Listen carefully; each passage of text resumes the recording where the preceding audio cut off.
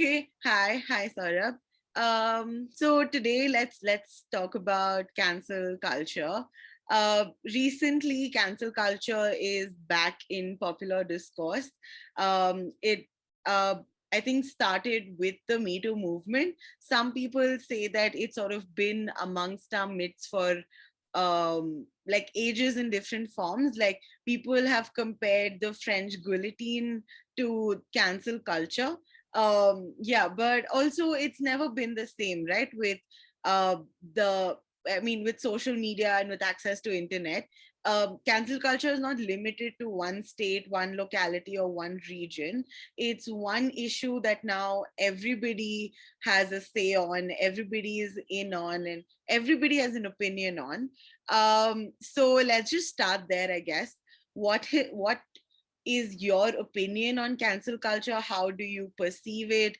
Or have you ever been a part of it? Just what's been your journey with interacting with cancel culture so far? That like my journey with cancel culture, just someone who was like dealing with this in the context of social media. I mean, of course, like you mentioned, there are obviously like various versions of these that you can point to in history and be like, okay, there's a lot of similarities in the way people responded to like terrible things happening and with like people being guillotined and whatever. But I think when Me Too happened, obviously, is when cancel culture came back with like a reckoning of sorts, I think, and you were confronted with these massive, like this whole landscape of problematic behavior in from people in really powerful places, uh, who were suddenly being forced to the table to talk about not just the horrible things they've committed or the horrible things they've done or accused of doing, because those horrible things have always happened, but also come to the table and acknowledge the amount of power they've had, which is why they escaped any form of accountability.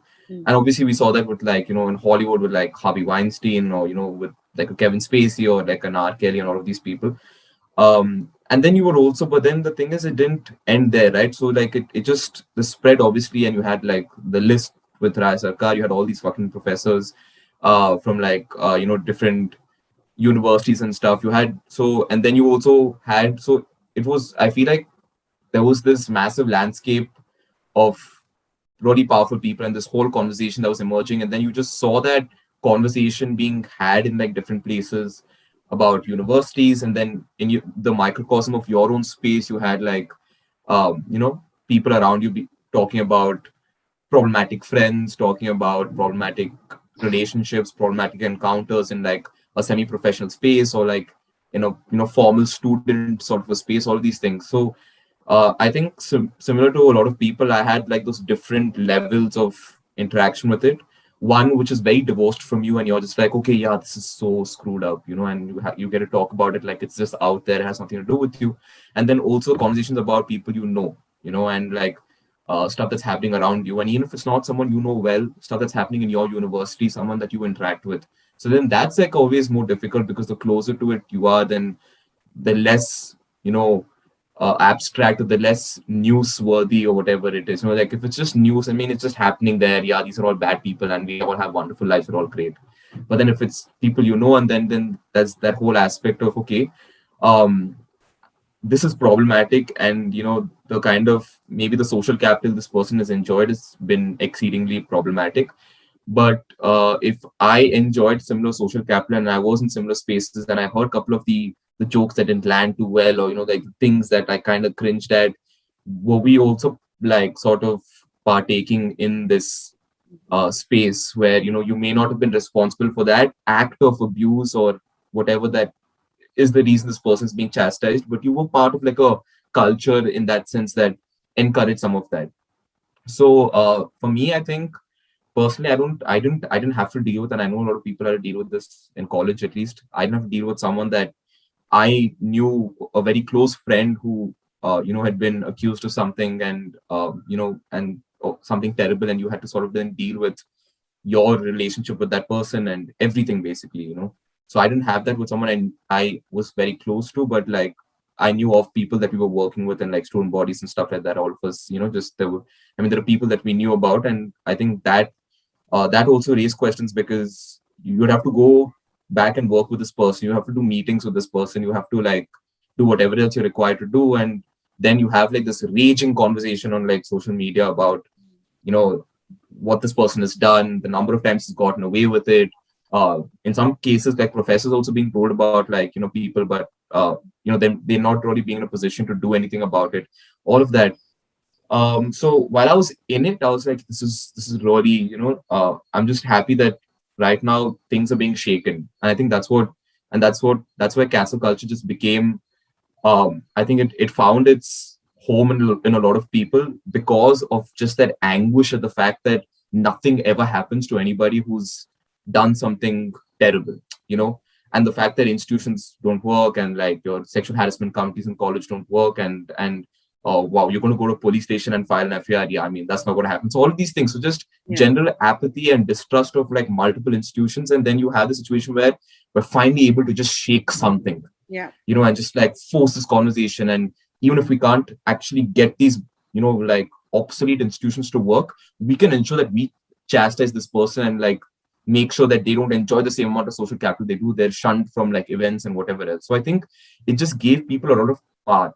And I think that I also found comfort in that, to be honest. The Mm. idea that if institutions don't work, at least we're able to sort of, navigate our way around it. And at least there's like, this is it just felt like a paradigm shift in the way you have to deal with relationships, because it felt like you no longer had to just sort of, like talk to two, three people about it and then it just disappears. It felt like you could actually ensure things change for this person who's like possibly done terrible things, irrespective of, whether it's proved to be done later or whatever. So you don't feel that burden of it having to be proved, and you have to go through a formal system, and you having to, possibly recount terrible experiences in front of someone else. So I think all of these things, we all engage with in some capacity. But then it's been a while since that moment in time happened, that Mm. splinter, and now you have the benefit of hindsight. You have the benefit of reflection, and you see where this has gone since that moment.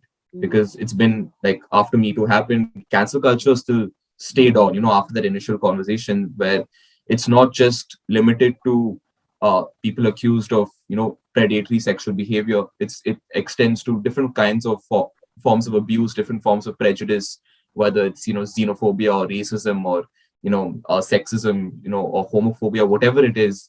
It's extended to all those avenues. So now, you're confronted with cancel culture, essentially still operating in the place that it was born in social media, uh, and sort of being, a response to people not so much engaging in predatory acts or engaging in like microaggressions or problematic behavior by themselves, but now it's also broadened to engage, to sort of, respond to people who said things. Yeah. So that's when, I mean, then comedy's been called into question, or like someone's tweet from like 10 years ago comes back to haunt them if they're, asked to host the Oscars and stuff like that. So, like, right now, at least, with the benefit of reflection and looking at, where we are, and after that moment in time, what cancel culture really means, I have to say it just makes no sense to me. It seems like a terribly lazy and futile idea. Mm. And the reason I say this is because that moment in time was like a moment that ideally should have been a reckoning in terms of everything needs to change. You have to change the way people can approach the police. You have to change the way that, cases are argued before courts. You have to change the way witnesses are treated. You have to change everything.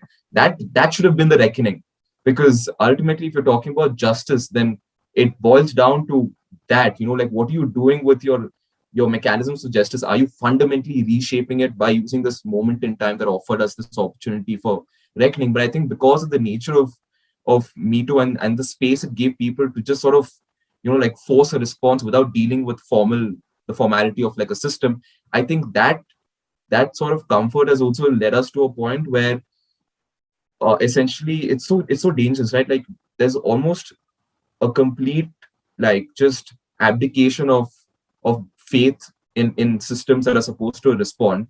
So that has gotten even worse. So it's not like we're looking at how to revamp the system. Mm. That's just disappeared. But now it's just in our own like little kangaroo court. This is what we can do. This is the power we can exercise.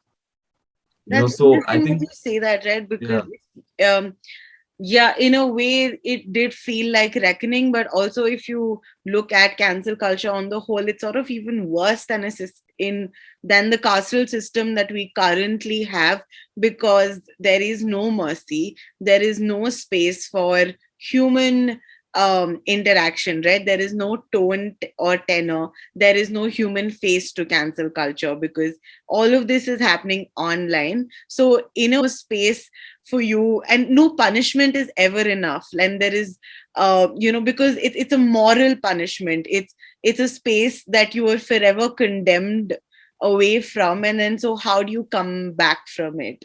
How do you ever get uncancelled? I mean, that's interesting, right? Apart from the fact that it we cancel culture is taken away from actually addressing the systemic gaps in our justice system. There's also this idea that it doesn't offer opportunity for fixing harm. Essentially, like we can call these fancy words like restorative justice or whatever else, but the point of something that's fundamentally rehabilitative or restorative is to restore, is Hmm. to like mitigate harm and restore like some degree of personhood, at least for the person who's been abused. That's the point of fixing things. That we don't fix it because we feel like oh, every human being should be treated so wonderfully. We fix things because that's the only way we can actually move forward and live with some sense of personhood. And ultimately, why do we address crime? Why is committing crime an issue? Why do you have systems that address crime? Because the idea is that for the people who are affected, you're supposed to restore personhood. That's basically it, right? And that, I mean, obviously, cancel culture essentially doesn't offer that. And like the comparison you made is so valid, because even a carceral system, and one that's extremely punitive, for life imprisonment or whatever, you spend like 15, I mean, not necessarily life in prison, but you spend like 15 years in prison, you come out, you still have more of an opportunity then to perhaps then, like move to make amends and sort of essentially restore, be part of various processes that restore the harm that you've caused to people, apart from, of course, spending time in prison. But in the way cancel culture is supposed to operate now, obviously that space isn't there. So you're looking at something that's just a lot more exacting than even your punitive system, and our punitive systems aren't great. So I mean, that in itself, I think, is an issue. But specifically this point about restoring harm, I think the first part of this that needs addressing is the question of proportionality. Mhm. Because if your response to, and the guillotine is a good example, right? Like if your response to every affront, to decency, or every affront to like your ideology, or every affront to things you believe in, like equality and whatever else, if your response to each and every problematic act is the same, then there's no proportionate or determinate response to what you think is a problem. So if complicity is treated the same way as an act of abuse, and your response to both is that both these people should be cancelled, where is your understanding of proportionality? And how is that not important? Because proportionality, justice can't exist without proportionality, right? Like there has to be a degree to it, because then otherwise how is that accountability?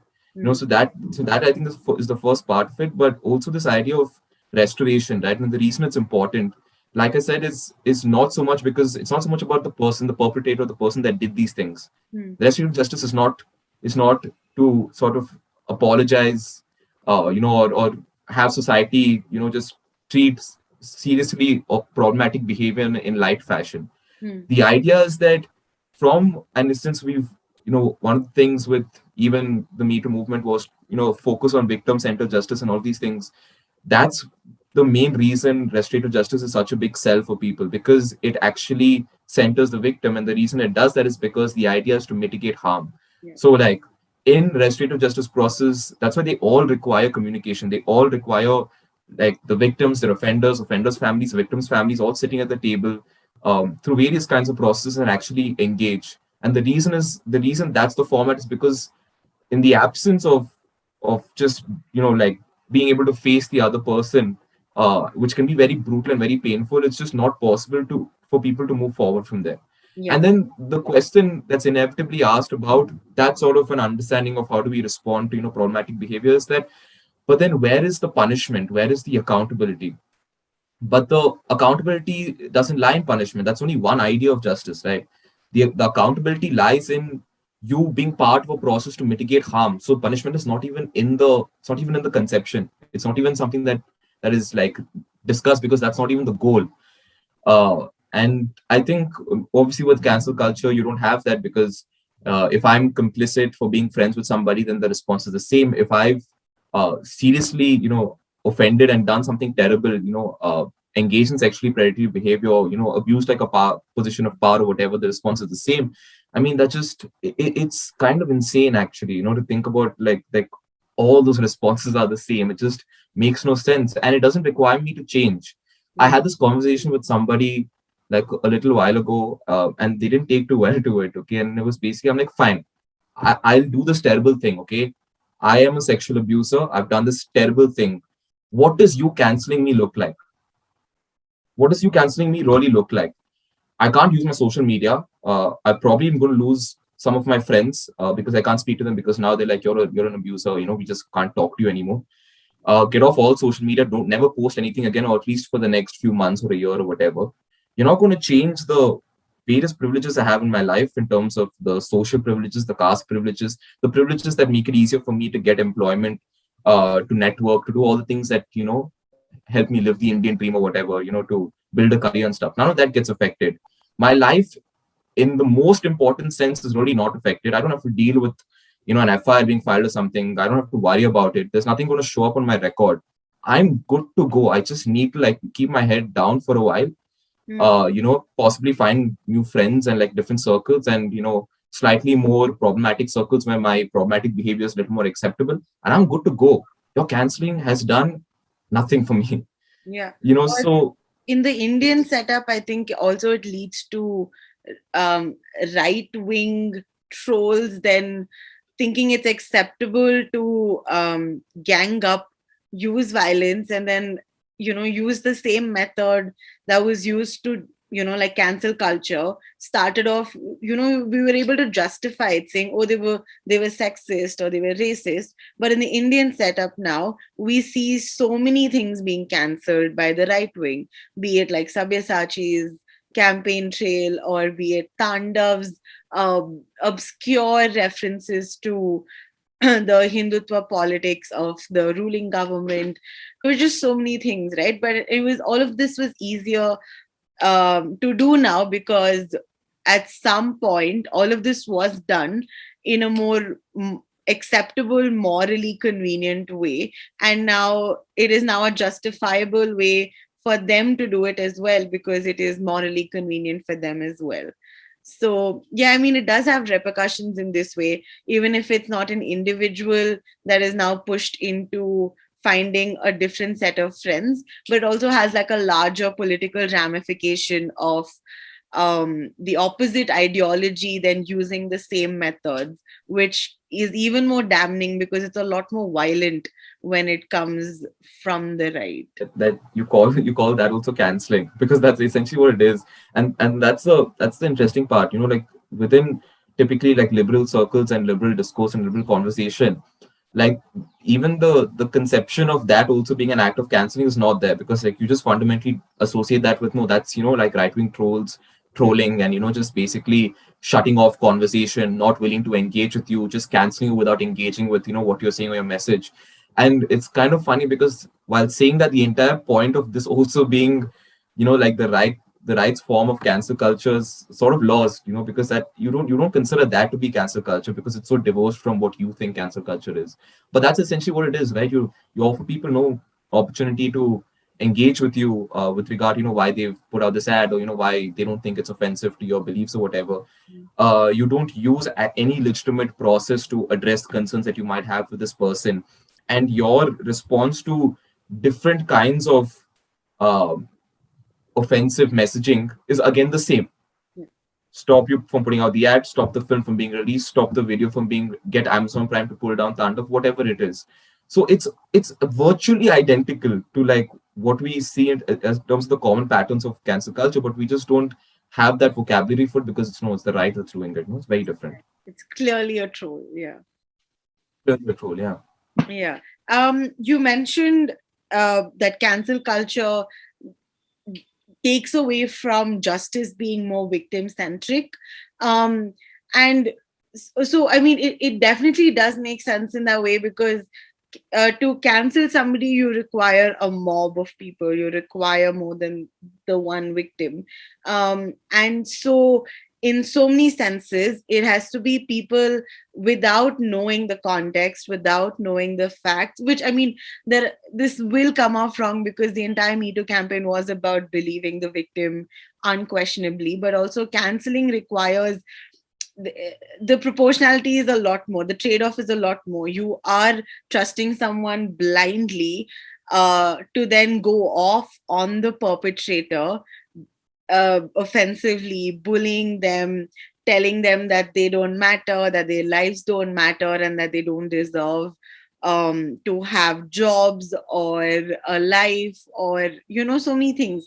So so there is, I think, cancel culture also perpetuates this another culture of getting offended on behalf of other people. So even if it is not a sexual like a predatory sexual behavior, it can be a joke that is misunderstood. So even if I have not watched the entire show, or I have not been following a certain comedian, but I know a friend whose politics I trust, and they are offended. And so, I mean, it follows that I'm also more likely to get offended on the same thing and repeat the same arguments that they do without even engaging with the material, or forming my own opinions and thoughts on it. So I think an unsuspective victim of the cancel culture is the rest of the audiences that hasn't been cancelled yet, because now with the pressure to conform, and with so many thoughts and ideas already, and such strong ones already being put out there, um, people don't have the bandwidth to form their own ideas about what they think, and they're now, you might be wrong, but there is no space for you to then be wrong. Yeah. Yeah. You said like multiple things, but like the first thing is the first important thing you said was this basic. I know people hate this word, okay, but like this idea of due process, Yeah. right? And that's again obviously an obvious, very obvious issue with cancel culture because someone says that this person did something and you trust the source of this information, and this person might be somebody you care about, or that somebody that your friend knows, that your friend has like a relationship, and so you're like, okay, this is my side of the line now, and this person has done this terrible thing, unbelievable that they've done this terrible thing, and then you go ahead, you steamroll to do whatever needs to be done to address their actions, and you don't know the story, you don't know what actually happened, what the situation of what happened. Does the person who's sort of in this very specific instance, without this being any indictment of a movement, because that's usually what people fear. They say, oh my god, this is an indictment of the movement. No, it's not. But like somebody has like a vested interest to tear this person down. That's just human nature. It's just a very normal thing, and they've used this opportunity to do so. Now you feel that you can't address that because then it's an indictment of the movement. I'm like, movements aren't that weak. Yeah. It's not limited to one person essentially using this moment in time for like their benefit, and the process, like somebody gets hurt because they've been like the subject of like a personal issue that's been sort of framed in this really very scary way. So that's one part of it, and that's why I mean due process. I know people hate this word. I feel really bad using it, but like due process is important. And I feel that there's a conflation of two things that happened. I think in the context of Me Too, where people sort of, in my opinion, at least lost the plot. Mm. Now, when you say due process, that also comes to like a lot of legalistic procedures that aren't actually useful to a determination of a final judicial outcome. They're not useful. They're objectively terrible procedures that we need to make more victim centered. The Mm. kind of questions that witnesses get asked, for example, the effort it takes for a woman in this country to be able to go to a police station with a bunch of like problematic people in that police station have to get a complaint registered. So like there are multiple problems with due process because it's just so time consuming. It's so it's laced with moral judgment from multiple stakeholders in the process, especially if you're perceived to be a certain kind of a person and all of that. So there are multiple issues. We all know this, but that shouldn't. I mean, that's no reason to adopt like this blanket repudiation of everything associated with the due process, right? So like if you again, so this goes back to the point of fracture when Me Too happened. that should have been a moment of reckoning to address these gaps in due process, because the underlying principle of due process is key. We can't escape that. We can't be like, we don't need this, because then there's just no sense of justice. You need due process. Why? To ensure that the final outcome that you arrive at, if it's judicial or otherwise, is the most accurate, most truthful, most just outcome that there should be in that situation, and that you don't end up doing something that's just like vengeful, because that's the alternative to justice, right? Yeah. That's the reason you are supposed to have due process, and have like two people being able to tell two sides of a story, like, simple principle of like the adversarial system. Mm. And obviously that comes with all this baggage, but I feel like when you be like, oh man, all these due process idiots, we have this moment in time where we don't have to worry about these procedures. If we have this information, we should be able to hold this person accountable. I feel like that loses the plot, Yeah. because it doesn't have to seesaw like between these two extremes. Like, you Mm. can address the issues with that process without criticizing the fundamental need, or like the basic justification for it, because we fought damn hard to reach that justification.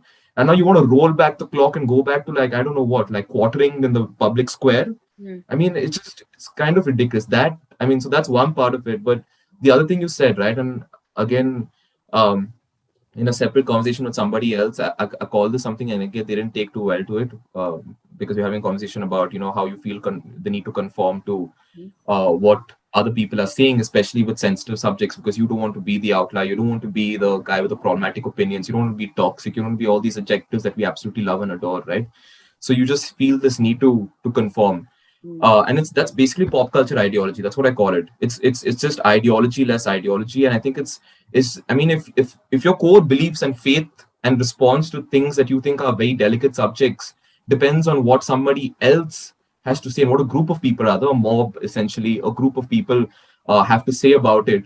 I mean, then that I mean, that's just disingenuous on a very fundamental level, because I shouldn't have to be perfect, okay, as like a 25-year-old person with whatever little beliefs I have in my life about, this is problematic, that's not just, this is unequal. I mean, this is, inequality and whatever. And I think my principles make me some, fairly decent human being. I should be allowed as that person to also have problematic beliefs.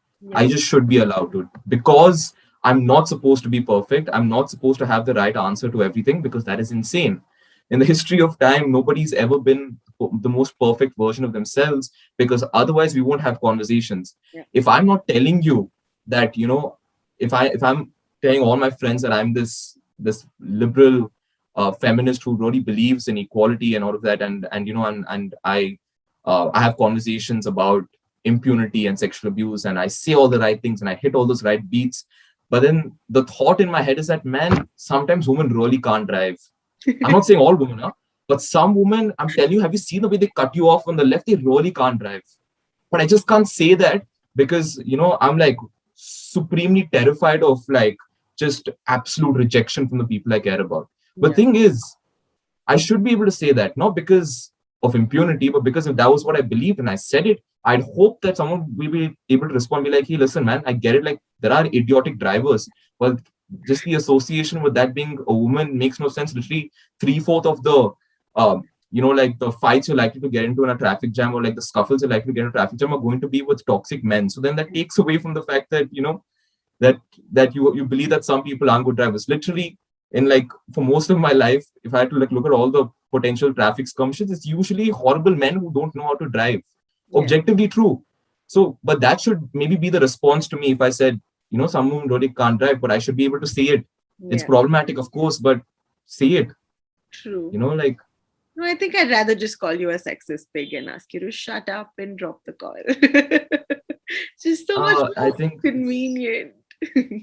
very convenient. That's the thing, right? Like, cancel culture is convenient, it's comforting, and it's all things that are lazy, Yeah. essentially, because it doesn't change anything. It doesn't seek to like fundamentally disrupt the status quo or whatever, but it just helps you feel good about yourself so we can sleep well at night. Exactly. Yeah. And that's the bottom line. I mean, And we're seeing this affect our TV show and creative process now, because so much of the stuff that we're watching now gets into so much controversy about the characters' identities and sexualities, and the jokes that they made or didn't make. And so, creative process is now becoming less risky, and we want to see content that makes us feel better about our own opinions and ideologies. And it's essentially not making any of us better people. It's not pushing conversations forward. It's not introducing new ideas. It's not causing any disruptions. It's creating this one Puritan culture around us where it's the same ideas and it's the same thoughts.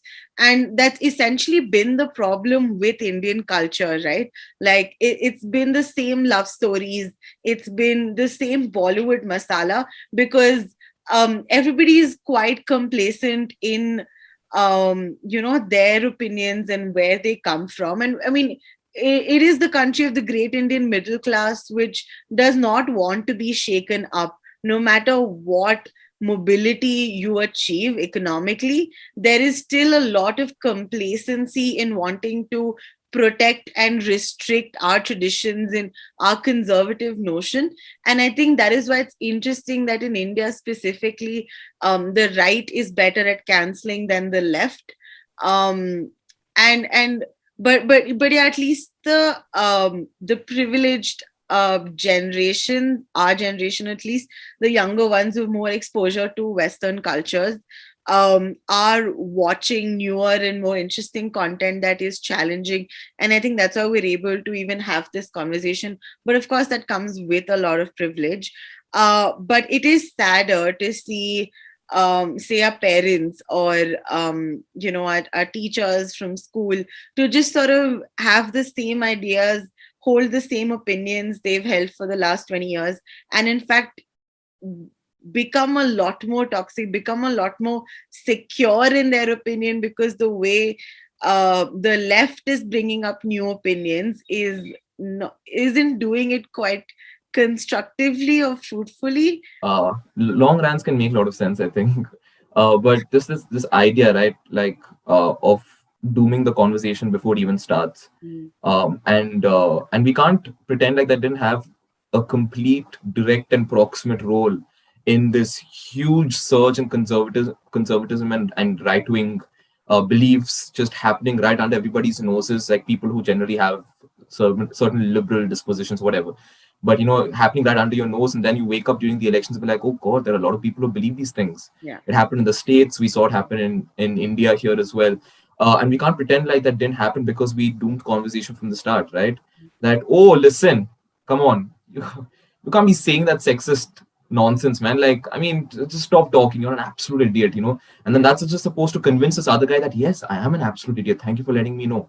Like, when did anybody ever change their mind because they've been screamed at, or just being told that you're an absolute blithering idiot and you shouldn't even exist? Nobody ever changed their minds because they were screamed at. I certainly wouldn't, with the little amount of self-respect I think I have. Or I don't expect most people to either, be feel like, a need to introspect or whatever after being shunned, screamed, and possibly humiliated with in front of other people. Nobody's ever done that. And the idea is that when you say, you reach across and have a conversation, people think that a conversation has to be like a nice little fluff piece and we say romantic things to each other. And we're like, oh my God, but we're all one and let's go in faith to whatever, and so that's the imagination you have when you say reach across the table. But what you really mean with reach across the table is, if you believe that something I've said is fundamentally wrong, you have to be able to explain to me why you think that is in a discussion. And I think, you raise the issue with the left, left not taking its own advice. That's so true, but that also has something to do with certain left traditions that I think, in at least where we are right now as a people and as societies, they have certain traditions that I think just don't work. And that constant need to go back to those traditions is honestly doing more harm than it is doing any good. The deepest of those traditions being debate, Mm. and not debate in the more broader sense of the word, but in the most narrowest sense, that I have to argue you to death. I have to argue you to the point of irrelevance.